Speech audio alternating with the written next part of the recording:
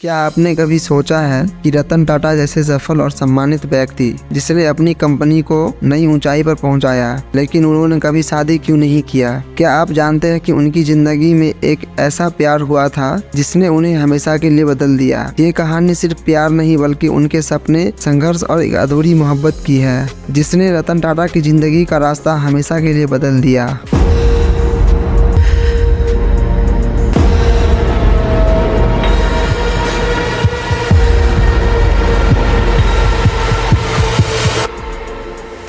1960 की बात है जब रतन टाटा 23 साल के थे और वो अमेरिका के कर्नल यूनिवर्सिटी में आर्किटेक्चर की पढ़ाई कर रहे थे। इसी दौरान उनकी मुलाकात शर्ली नाम की एक खूबसूरत अमेरिकन लड़की से हुई। दोनों की दोस्ती इतनी गहरी हो गई कि ये रिश्ता जल्द ही प्यार में बदल गया। कॉलेज की जिंदगी के हर पल में दोनों एक दूसरे का साथ देने लगे और प्यार की ये कहानी एक नए सपने की तरह खिलने लगी। पढ़ाई खत्म होने के बाद दोनों ने एक साथ काम करना शुरू कर दिया और उन्हें जिंदगी बेहद खूबसूरत लगने लगी। उन्होंने शादी के बारे में सोचा और एक दूसरे से वादा किया कि हमेशा साथ रहेंगे, लेकिन शायद किस्मत को यह मंजूर नहीं था। अचानक रतन टाटा की दादी नवाज बाई की तबीयत खराब हो गई। चूँकि उनके माता पिता के तलाक के बाद उनकी दादी ने उन्हें पाला था, इसलिए रतन टाटा के लिए उनका रिश्ता बेहद खास था। वह सब कुछ छोड़कर तुरंत भारत लौट आए।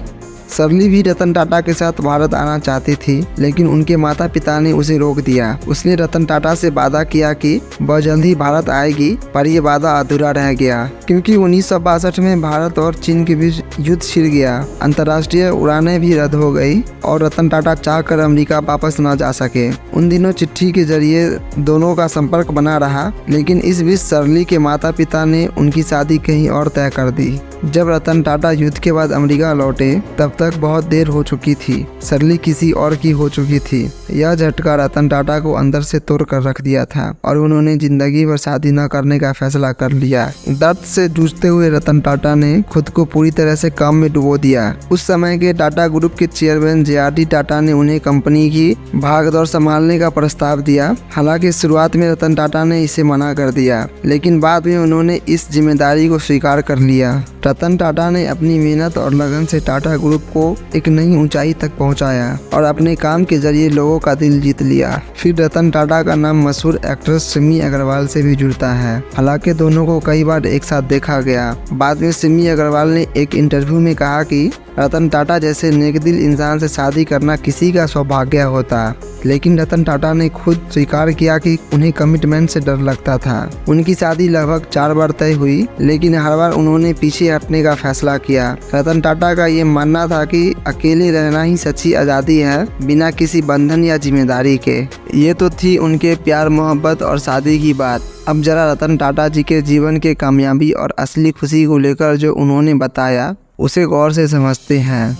जब एक टेलीफोन इंटरव्यू में रतन टाटा जी से पूछा गया कि सर, आपको जीवन में सबसे अधिक खुशी कब मिली, तब रतन टाटा जी ने कहा, मैं जीवन में खुशी के 4 चरण से गुजरा हूँ और तब जाकर आखिरकार मुझे सच्चे सुख और खुशी का अर्थ समझ में आया, जिसमें पहला चरण धन और साधन संचय करना था। लेकिन इस स्तर पर पहुंचकर जब मैं सबसे अमीर लोगों में से एक था, तब भी मुझे वह सुख और खुशी नहीं मिली जो मैं चाहता था। फिर कीमती सामान और वस्तु को इकट्ठा करने का दूसरा चरण आया, लेकिन मैंने महसूस किया कि इस चीज़ का असर भी अस्थायी होता है और कीमती चीज़ की चमक ज़्यादा देर तक नहीं रहती। फिर आया बड़ा प्रोजेक्ट मिलने का तीसरा चरण, और फिर वह समय भी आया जब मैं भारत और अफ्रीका के बीच डीजल की आपूर्ति का 95% काम मेरे पास था।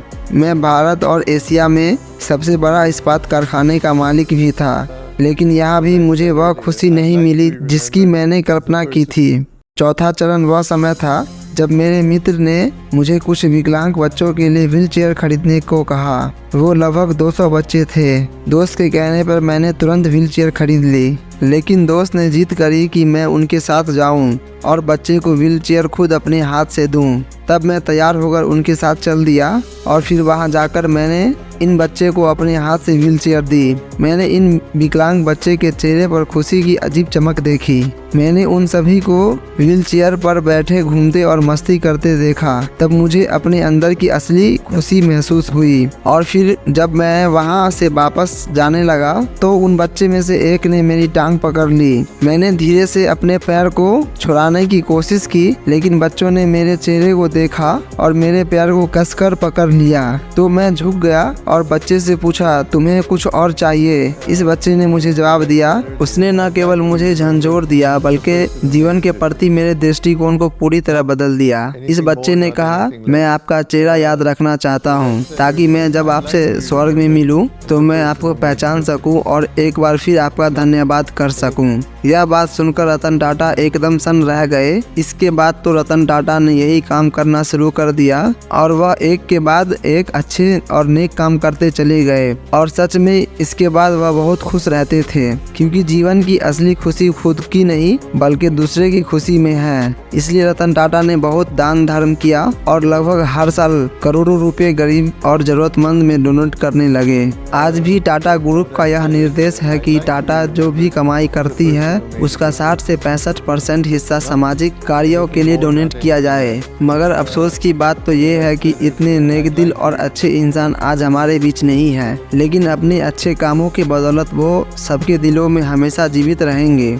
हम सबकी तरफ से सर रतन टाटा जी को भावपूर्वक श्रद्धांजलि। अगर आपको यह वीडियो पसंद आया हो तो इसे लाइक करें और इस चैनल को सब्सक्राइब करें और अपनी राय कमेंट में ज़रूर बताएं। आपके हर लाइक और सब्सक्राइब से हमें ऐसी और कहानियां आप तक पहुंचाने की प्रेरणा मिलती है। आज के लिए इतना ही, मिलते हैं अगले वीडियो में, तब तक के लिए धन्यवाद।